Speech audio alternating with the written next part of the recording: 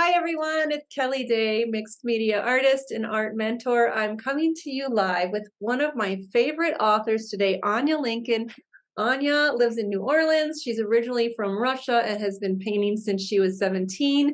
She's recently written an amazing book called I Am on identity work, helping people to break through lifelong limiting beliefs. And I want to talk with her today and share her with you. Welcome, Anya. Thanks for being here. Thank you. I'm happy to be here. So can you give us just a little bit of background about yourself and tell us kind of how you started to discover this amazing identity work that you're doing with people? Well, I am from Russia, like you said, and I'm 43 and I'm a mom of three. And ever since I was a little girl, I was preoccupied with all things spiritual. It's almost like I remember coming in saying, of course there are miracles. How do they work? How do we work them? You know, how do I understand this process? And then when I was about 17, I was trying to decide where to go to college. And spirituality wasn't exactly a job. You couldn't be a priestess, for example, in the Russian Orthodox Church. So my dad was an artist, and I thought, you know what? There is an interesting cross between um, these two things that are attracting me, which is being connected to something outside of me, something bigger than me, right? And expressing it in the world, and art, because that's pretty much the same thing. And Yeah. so without uh, calling myself, I'm here to teach people about, you know, the field of all possibilities, I decided to become a painter. And that's what I stuck to until I finally decided to bring in, not reject painting, but bring in my first real calling and love. Yeah. And, and in the process of that, of life, I have tried all kinds of approaches. I got certified as a life coach, um, and pursued, you know, basically one question: How do we, I knew, how do we shift consciousness, or what do we do to create the life we want, basically? And so that's how identity work was born. Okay, that's what And everybody wants to know, right? How do yeah, we create the exactly. life we want?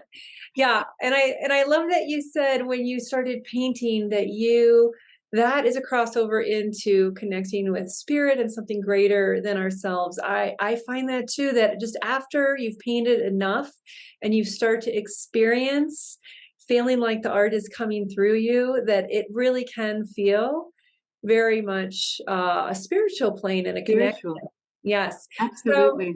so I'm curious, I understand identity work. I've done a lot of your book myself, and I'm a huge fan. And I understand it as that sometimes we keep recreating the same patterns in our life over and over. And I'm wondering if you could explain to us, for those of us out there who aren't familiar with your book, what is identity work in a nutshell?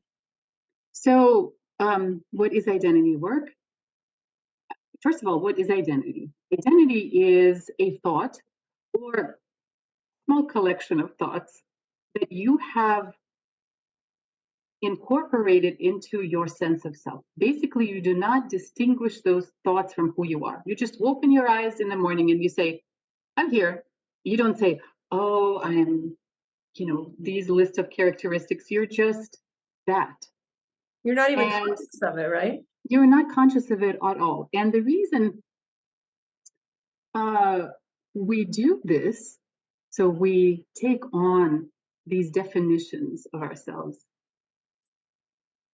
it's because when we come here and we're pure and happy, and then boom, we meet uh, a world that is scared and upset and projects their problems onto us, we can't really control it. We have to play the game, whether we play it by being submissive, rebellious, that doesn't matter. But in order to play the game, we have to take on the rules. And the biggest rule and the biggest thing that it occurred to me that we can control is our definition of ourselves. So if I assume, for example, that something in my core nature makes my mom happy or unhappy, and I can manipulate that nature, right? Then I can get what I want. You know, even though it Like my mom, love, right? right? For example, love. Love, Even yeah. though being, a lot of people have this idea or this belief that love and they are separate, and they always have to do something in order to get that love. Yes. And so identity becomes this um, creative impulse, or almost like a line, set of lines that defines your reality and limits your options and says, well, since you are the person that is separate from love, let's see what we can do with this. You know, here's love available, here's love that's rejecting you, here's what you have to do for love, etc. So identity basically is this condition that we accept to how much access and under what circumstances can have to our true nature, to the fullness of our true nature that's already ours. So if I could just jump in here, like for example, Yeah. when it comes to a lot of artists I work with, they might have grown up in a family where to get their mother's love or approval, they couldn't be super creative because it wasn't approved of in the family. But what was approved of in the family, for example, might have been being orderly or being some sort of profession that the parent approved of. Or being quiet if they were a loud child. And so, would you say that that is a good example of identity when a person becomes something in order to gain their parents' approval, and then continues to live like that the rest of their life without even remembering why they tucked away their creativity so long ago? Yeah, that is absolutely a good example and a very common example of how we learned to think about ourselves and the world. But interestingly, identity sometimes goes even a little bit deeper, because identity is something that, and this is the reason people don't necessarily want to give it up. And I'm sure you've seen people who um, get to where they want to go, but they don't want to completely give over to this creative process or to the freedom or to the attention, because I did like this sense, which I call identity, but this nonverbal state all of a sudden puts a wall up. And from what I've seen, it could be an understanding, say, that you are a person that, since your belonging in the family, right, or your approval from your mother was at stake if you did not behave in a certain way, Exactly. uh, what was threatened was you being included, because once you're included, all the goodies of being included come with it. If you're excluded, if you're outside of the walls of the village, you die. And as a kid, of course you'd think that, because you can go like provide for yourself and Yeah. right. Yeah. So it gets merged with survival. Right. So people might get to the point where they say, okay, well, I don't need my mother's approval anymore, or I have love.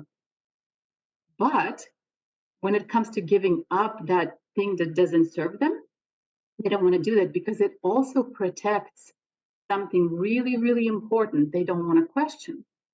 And where we go, or with identity work, is we look at uh, the deepest thought we could find underneath all of this house of beliefs. Yeah. that gives power to every belief here. Like if you knew without a shadow of the doubt that you are one with the universe, you have connection to all of your resources, and you can never not belong. People might think you don't belong, but belonging and not belonging isn't even an issue. None of these questions would even exist. You Right. know, about what do I need to do to meet people's expectations? Identity either it basically served as protection at one point, and then it becomes a limitation when you want to, A limitation. Yeah. And that's what I want to ask you about next, because so I understand you're saying that we have everything available to us. We can be beautiful artists and live this life where we're connected, but yet we've put this framework around ourselves that we built so long ago with our identity. And your work is around getting under all those layers and clearing them out so the person can be free. Is that right? So when we take the example of Anya, the artist, who is, let's say they're finally freeing up, they're finally creating art they like, but they just can't let go of this feeling that they're not good enough. It's almost as if they want to hold on to that feeling because it is somehow serving them to keep in that old pattern of, I just can't be as good as everyone else. Why am I even bothering? My work is not that good. Like, what would you say to that in reference of your Mm, book? well, I would first slow down their thinking, and I would actually really listen to why they're saying I am not good enough. Right? I would really try to watch where that goes for them, because we can say I'm not good enough, five different people in the room, and five different people will have a different version of what's happening. Like, for example, not good enough for what? Not good enough to be approved of by everybody, for example. Some people hold on to these unconscious beliefs that unless everyone likes them, it means they're worthless. So it's this sort of globalism, global thinking. Everyone, everything or nothing. Hmm. And but it's because deep underneath the identity part says my definition of self comes from others. That's Right. the identity. I Yeah, am someone who gets defined by the contents of other people's thoughts. When you actually say it that way, you think this is crazy, but that's how a lot of us think. it is. Yeah. And before, so the reason it's really hard to spot because it's uncomfortable to lean into that feeling and to go to that line where you can actually get the answer. You have to walk through a place that is a little hellish. It's it is your deepest fear, because in order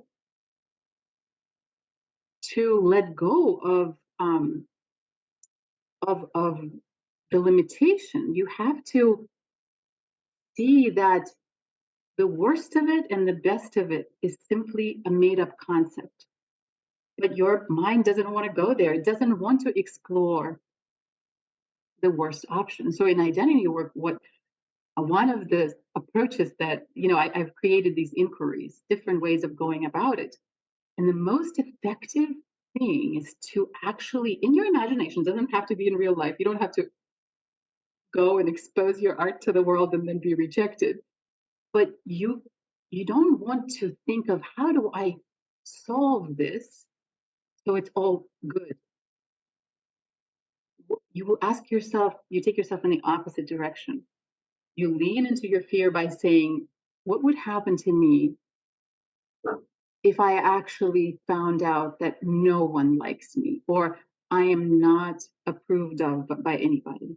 So, So you dig into the fears. to the fear, because the fear is is closer. Well, I mean, it's all one world that is based on a misunderstanding. And then when somebody says, oh, if I am, um, I think of myself as a person who derives their lifeline is connected to other people's heads, you know, and I could say, that's just not true. That's a thought. I mean, look at the baby. Do they think their worth is defined by Right, my right, thinking about them? They're right. just loving you. They're happy and sweet, right? They draw something and you put it on your refrigerator and everything they make is wonderful and Yes. so back to good enough. I would say, okay, good enough for what? For people to like you, for you to sell your art? Do you feel good enough for, and this is a lot, comes up a lot with women, good enough so the world, whatever the world is, says that that is a worthy spending of your time versus serving people and putting everybody ahead of you.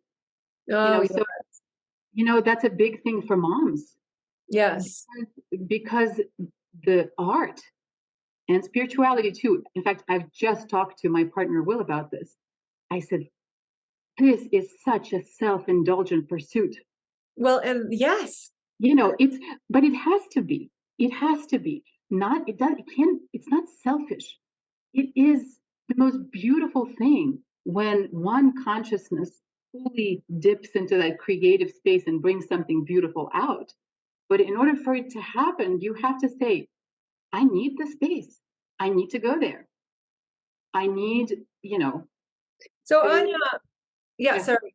So, this is so important what you're saying because so many women that I see trying to paint or that want to paint struggle with this exact thing. They feel guilty, like it's a meaningless pursuit, or Mhm. they should be taking care of their families, and so I think that is this part of an old identity, or is it a cultural belief?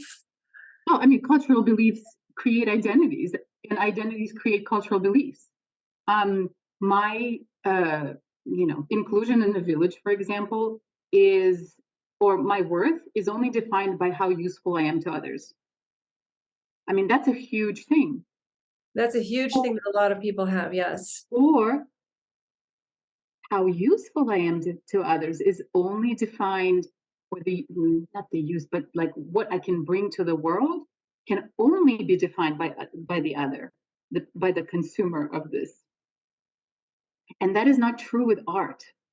Sometimes, and a lot of times, real true art, and I actually don't just mean art, but anything creative, has absolutely no use in the world until it's here. And then it's like, oh, everybody wants this. Mm. You know, there is, so yeah, absolutely, it's an identity. And then when you are a creative person, and by the way, everybody is. I Yeah. don't believe that there are not creative people, Yeah. but there's some people that choose that path of expressing their creativity in a more concrete way. Um, Although everybody creates experience, everybody creates reality, everybody is capable of having an insight. Right, right. And so I said that everybody's creative, but there's some people that have that itch, right? That have that, I want to explore this. And then when that desire meets the world, and the world that is just as defined by what's coming from the inside as it is from the outside, there's conflict. Because if there is in the middle of, say, uh, in the middle of your world, there is a stake that says, this is how this world works. These are the rules that you have to follow in order to be allowed to be who you are, in order to be here, in order to be supported, be loved, or whatever. Um, Sometimes those two worlds are irreconcilable. So people compartmentalize and they say, and they play this tug of war, or they go into they might choose art, but they might abandon the rest of their lives and burn all their bridges, or they might choose a practical life of going to work 9 to 5 and meeting all their commitments, and then they're depressed, you know. But there's another option. You do not have to compartmentalize. You really do and can question the very foundations of your world and start finding these rooms in your house where you have never been. Mm, And you know, it's a beautiful, beautiful thing because and it until you undo these assumptions that you've incorporated into who you are and that the world shares with you, you can't see other options. so what are some of the results that people get when they do this work? Oh, it's kind of When they wild. discover these other worlds, and, like, for use I mean, if you could use an artist for an example, like, Mhm. what kinds of possibilities are there as they break Oh, out of these old stakes and these old identities and yeah, I'll use myself as an example if that's okay of with my course. art, Yeah. right?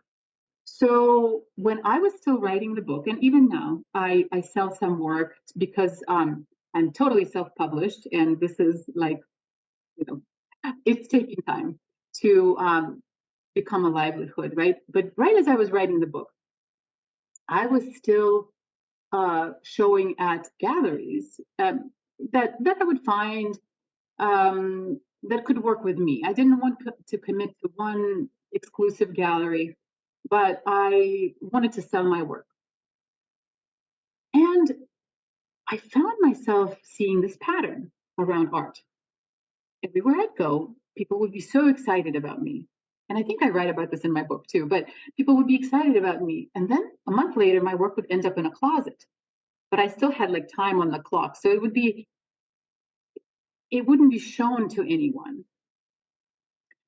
And I was, once it happened like once or twice and 3 times, I thought, okay, this is a pattern.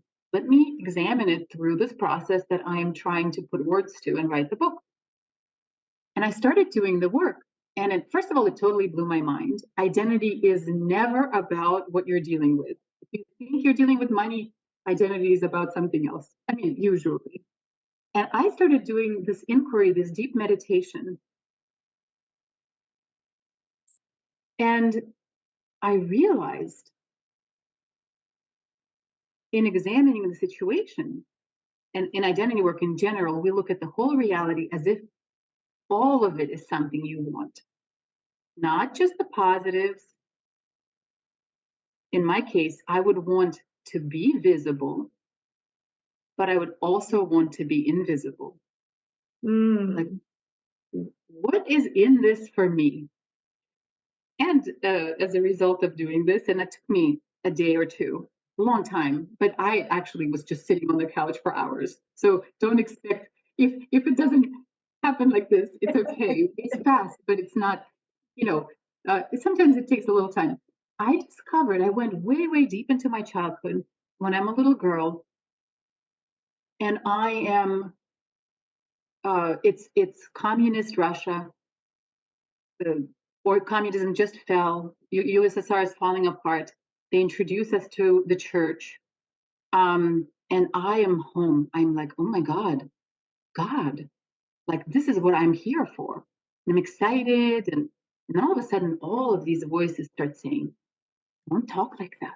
Don't say to no. Be modest. You cannot do this." And I started noticing that people who were afraid um, of God gave me all kinds of weird signals that told me, Anya, you better hide, draw that curtain. As long as you're invisible, you're untouchable. No, Uh, as soon as you show who you are, the world is going to have this corrupting effect on you. So, in a way, I mhm. was looking for this flawed thought. And what I found is that I actually thought I was perfect, not as a human form, but as my essence, right? Yeah, of course, yeah. But the condition that was not true, but in my childhood had to be put in place Right, for that I was supposed protection. to remain invisible.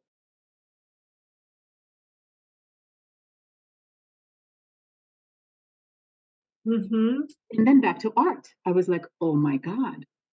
I would dip my toe into visibility a little bit. I'll show you what I can do. Yeah. Yeah. And as soon as they start looking too much, I'd pull away. And I didn't even have to do it. People I got involved with would do it for me. That's how identity works. It's not just your actions. It, it might sound a little You crazy. create this world. It's the matrix. I mean, not the matrix. I joke. I never talk about it as the matrix, but you know what I'm saying? It's the way it's in your reality. And in the book, I describe this again. So you probably read the story, but I had this mind blowing insight, and I was like, okay, this is just not true. Let it go. And I went out, and I ended up at a football game, a high school football game.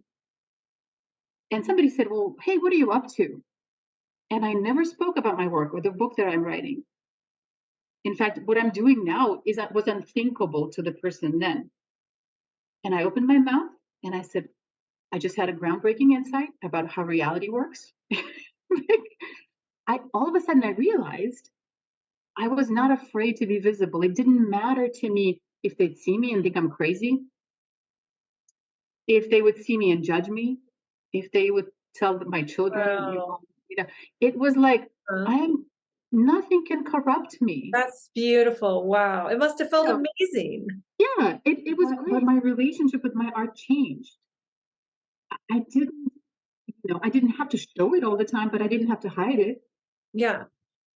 So A lot of freedom there. yeah. So I know that I know that we're running out of time here, but I just kind of want to summarize to all of you out there because this is really powerful work she's talking about. This is about, like Anya says, discovering that you've been living your whole life a certain way and not consciously even realizing that you're holding yourself back in so many ways. And that's reflected in how you create this world around you. And when you start to do this incredible identity work that Anya's written about, and we'll share the link with you in a minute of where you can look at her book. Like you said, such a great analogy. All these other rooms of possibility open up for you in your life. And it's a freedom from things that have held you back your whole life. So for those of you who are interested in reading her book, it's called I Am. And it's very powerful work. I have done a lot of self-help work in my life, and this is the most groundbreaking work I have ever done. It's not easy, but for those of you who are ready, Anya, tell us where people can find your book. It is available on Amazon. It is on sale right now, actually, so a great time to get it. There you As go. an ebook and as a print book, there's an audiobook that I recorded. Yeah, and you can also, if you do not like Amazon, I do have it for sale on my website, a signed copy, and it's a little bit more because I cannot give the same discounts as Amazon. And I Yeah, have so to say, buy it on her website. Where can they find you on Instagram? I know that you're very active on Instagram. I am active, and it's not my art page; it is my consciousness page. At Anya Lincoln, and my art page is actually at Anya Lincoln Art. But eventually, I think I'm Oh, going to merge. But it's not very super active right now. okay. But So anyway, so check out her Instagram. She has fabulous reels. They're just a quick, if you want a little quick bite in the morning. She has these amazing thoughts, and some of them will resonate with you. So I highly recommend that. And leave a comment. Let us know if this resonated with you in any way, and if you feel like there have been things that have been holding you back and you're ready to break free. We'd love to hear about them. So Anya, I can't thank you enough for being here. I feel like we could talk for another 30 minutes. I know. So maybe we'll do a part two. You never know. But thank you so much for being here. It's wonderful to talk with you. Oh, you're welcome. Thank you for having me, Kelly. I All really right. appreciate this opportunity. Yeah, yeah. Take care, and we'll talk with you soon.